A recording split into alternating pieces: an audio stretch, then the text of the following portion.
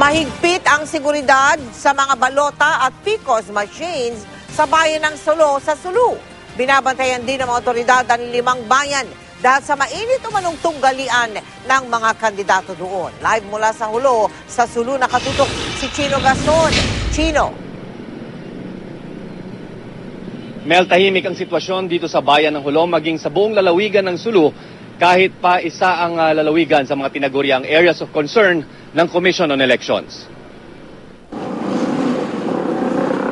Hindi naging balakid ang masungit na panahon sa paglilipat ng mga PCOS machine mula sa mga munisipyo ng Sulu patungo sa mga holding area malapit sa mga polling precinct.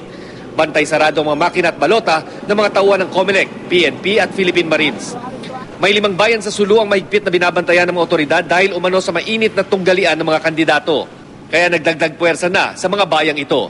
Sa kabutihang palad, wala pang naitatalang insidente ng election-related violence.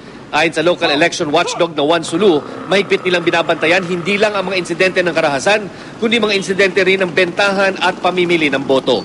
Yung ibang areas na medyo mababa ng area of concern, medyo babawasan ng konti. So, realignment of forces na naman para at least yung concentration will be in areas that needs more attention.